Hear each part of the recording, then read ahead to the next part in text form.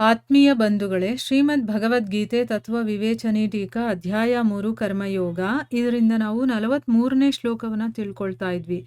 ಹೋದ ಭಾಗದಲ್ಲಿ ಆತ್ಮ ಎಲ್ಲಕ್ಕಿಂತ ಪ್ರಬಲವಾಗಿದ್ರೂ ಕೂಡ ಬುದ್ಧಿಯ ಮೂಲಕ ಮನಸ್ಸನ್ನ ವಶ ಮಾಡಿಕೊಂಡು ಕಾಮವನ್ನ ಕೊಲ್ಲು ಅಂತ ಭಗವಂತ ಯಾಕೆ ಹೇಳ್ದ ಅನ್ನೋದ್ರ ಬಗ್ಗೆ ನಾವು ತಿಳ್ಕೊಂಡ್ವಿ.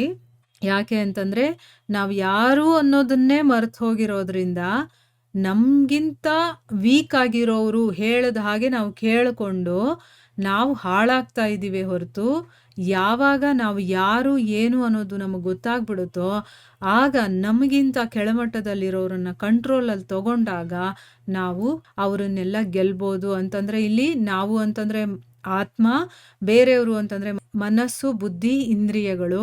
ಇದನ್ನೆಲ್ಲ ಯಾವಾಗ ಕಂಟ್ರೋಲ್ ಮಾಡ್ಕೊಳ್ತೋ ಆತ್ಮ, ಆಗ ಕಾಮ ಅನ್ನೋದನ್ನ ಕೊಲ್ಲೋದಕ್ಕೆ ನಮಗೆ ಈಸಿ ಆಗುತ್ತೆ ಅನ್ನೋದನ್ನ ತಿಳ್ಕೊಂಡ್ವಿ.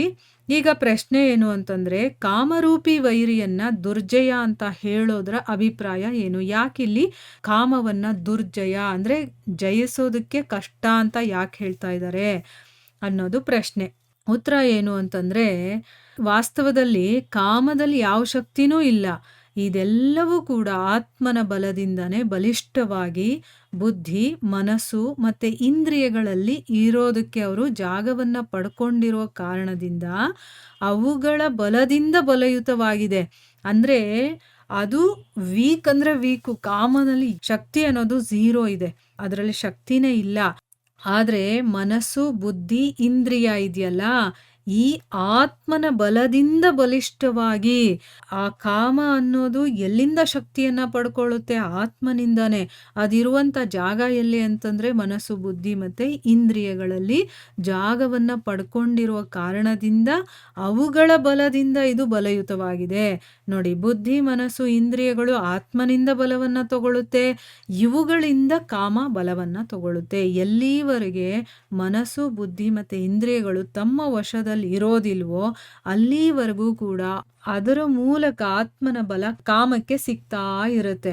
ಅದಕ್ಕೋಸ್ಕರನೇ ಕಾಮ ಅನ್ನೋದು ಅತ್ಯಂತ ಪ್ರಬಲ ಅಂತ ಹೇಳಿರೋದು. ಯಾಕೆ ಅಂತಂದ್ರೆ ನನ್ನನ್ನು ನಾನೇ ಮರೆತೋದ್ಮೇಲೆ ನನ್ನಲ್ಲಿರುವಂಥದ್ದನ್ನೆಲ್ಲ ಯಾರು ಬಲ, ಶಕ್ತಿ ಏನೇ ಇದ್ರೂ ಅದನ್ನು ಯೂಸ್ ಮಾಡ್ತಾನೋ ಅವನೇ ಶಕ್ತಿವಂತ ಆಗ್ಬಿಡ್ತಾನೆ. ಯಾವಾಗ ನಾನು ಯಾರು ಅನ್ನೋದು ಗೊತ್ತಾಗುತ್ತೋ ನಾನು ಅವಾಗ ಅವನ ಹತ್ರ ನಂದೇನಿದೆಯೋ ಅದನ್ನೆಲ್ಲ ನಾನು ತಗೊಳ್ಬೋದು ಅಲ್ವಾ? ಅಲ್ಲಿವರೆಗೂ ಕಾಮ ಅನ್ನೋದೇ ಪ್ರಬಲವಾಗಿರುತ್ತೆ ಅನ್ನೋದು ನಮಗೆ ಗೊತ್ತಾಗುತ್ತೆ. ಅದಕ್ಕೋಸ್ಕರನೇ ಇಲ್ಲಿ ಅದನ್ನ ದುರ್ಜಯ ಅಂತ ಹೇಳಿರೋದು. ಆದರೆ ಕಾಮದ ಈ ದುರ್ಜಯತ್ವ ಅನ್ನೋದು ಎಲ್ಲಿವರೆಗಿರುತ್ತೆ ಅಂತಂದ್ರೆ ಆತ್ಮ ತನ್ನ ಸ್ವರೂಪವನ್ನ ಕಂಡುಕೊಳ್ಳೋವರೆಗೂ, ತಾನು ಯಾರು ಅಂತ ತಿಳ್ಕೊಳ್ಳೋವರೆಗೂ, ಆಮೇಲೆ ತಿಳ್ಕೊಂಡು ಬುದ್ಧಿ, ಮನಸ್ಸು ಮತ್ತೆ ಇಂದ್ರಿಯಗಳನ್ನ ತನ್ನ ವಶ ಮಾಡಿಕೊಳ್ಳೋದಿಲ್ವೋ ಅಲ್ಲಿವರೆಗೆ ಮಾತ್ರ ಇದು ದುರ್ಜಯವಾಗಿರುತ್ತೆ.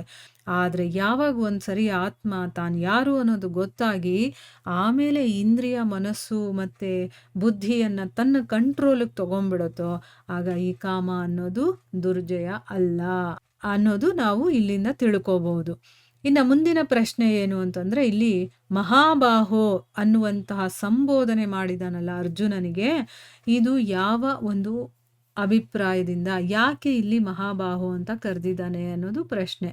ಉತ್ತರ ಏನು ಅಂತಂದ್ರೆ, ಮಹಾಬಾಹು ಅಂತಂದ್ರೆ ಏನು? ದೊಡ್ಡ ಭುಜಗಳುಳ್ಳ, ಬಲಶಾಲಿ ಅನ್ನುವಂತ ಒಂದು ವಾಚಕವಾಗಿ ಇಲ್ಲಿ ಮಹಾಬಾಹು ಅಂತ ಕರೆದಿರೋದು. ಮತ್ತಿದು ಶೌರ್ಯ ಸೂಚಕ, ಅಂದ್ರೆ ತುಂಬಾ ಬಲ, ಶೌರ್ಯ ಇರುವಂಥವನು ಅಂತ ಹೇಳೋದಕ್ಕೋಸ್ಕರ ಇಲ್ಲಿ ಭಗವಂತ ಶ್ರೀಕೃಷ್ಣ ಕಾಮವನ್ನ ದುರ್ಜಯ ಅಂತ ಹೇಳಿ ಅದನ್ನ ಕೊಲ್ಲು ಅಂತ ಅಂದ್ಬಿಟ್ಟು ಇಲ್ಲಿ ಆಜ್ಞೆಯನ್ನ ಕೊಡ್ತಾ ಇದ್ದಾನಲ್ವಾ, ಅಲ್ಲಿ ಅರ್ಜುನನನ್ನ ಮಹಾಬಾಹು ಅನ್ನುವಂತ ಹೆಸರಿನಿಂದ ಸಂಬೋಧನೆ ಮಾಡಿ ಆತ್ಮನ ಅನಂತ ಬಲವನ್ನ ಜ್ಞಾಪಿಸ್ತಾ ಇದ್ದಾನ ಅವನು.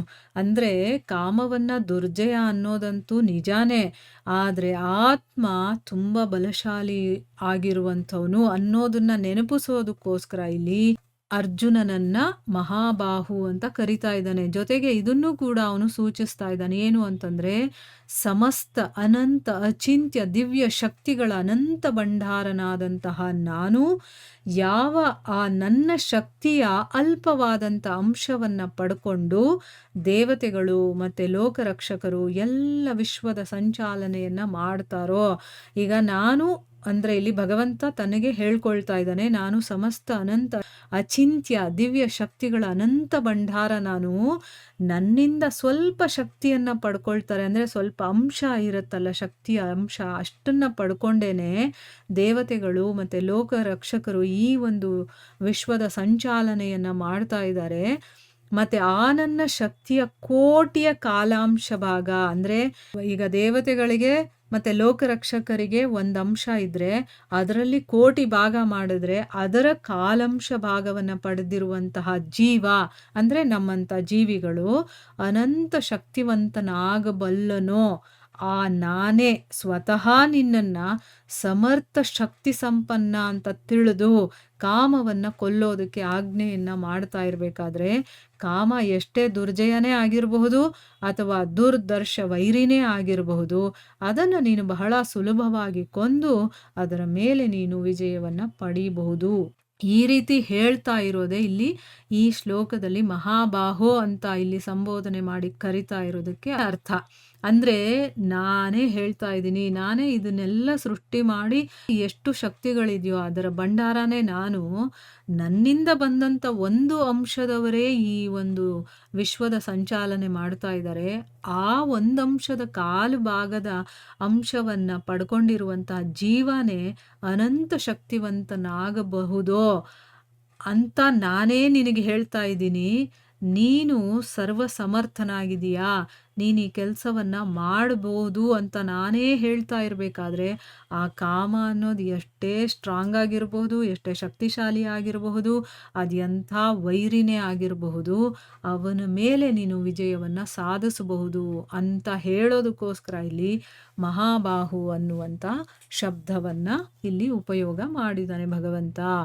ಎಷ್ಟು ಕ್ಲೀನಾಗಿ ಹೇಳಿದ್ದಾನೆ ನೋಡಿ. ಕಾಮ ಅನ್ನೋದನ್ನು ಗೆಲ್ಲೋದು ಬಹಳ ಕಷ್ಟ ಅಂತ ಹೇಳ್ತಾರೆ ಎಲ್ಲರೂ, ಆದರೆ ಅಭ್ಯಾಸದಿಂದ ವೈರಾಗ್ಯದಿಂದ ಇದನ್ನು ಗೆಲ್ಲಬಹುದು. ಆದರೆ ಅದಕ್ಕೆ ಮುಂಚೆ ನಮಗೆ ಗೊತ್ತಾಗಬೇಕಾಗಿರೋದೇನು, ನಾನು ಆತ್ಮ ಅನ್ನುವಂಥ ತಿಳುವಳಿಕೆ ನಮಗೆ ಬರಬೇಕು. ಆಮೇಲೆ ನಾವು ನಮ್ಮ ಮನಸ್ಸು ಬುದ್ಧಿ ಇಂದ್ರಿಯಗಳನ್ನು ನಮ್ಮ ಕಂಟ್ರೋಲಿಗೆ ಬರೋ ಥರ ಮಾಡ್ಕೋಬೇಕು. ಆಗ ಕಾಮ ತಂತಾನಾಗೆ ಓಡೋಗ್ಬಿಡುತ್ತೆ. ಇದನ್ನು ಹೇಳೋದಕ್ಕೋಸ್ಕರ ಈ ಶ್ಲೋಕದಲ್ಲಿ ಭಗವಂತ ಫುಲ್ಲು ಡೀಟೇಲ್ ಆಗಿ ವಿವರಣೆಯನ್ನು ಮಾಡಿದ್ದಾನೆ. ಇಲ್ಲಿಗೆ ಶ್ರೀಮದ್ ಭಗವದ್ಗೀತೆಯ ಕರ್ಮಯೋಗ ಅನ್ನುವಂತಹ 3ನೇ ಅಧ್ಯಾಯ ಮುಗಿಯತ್ತೆ. ಹರೇ ಕೃಷ್ಣ.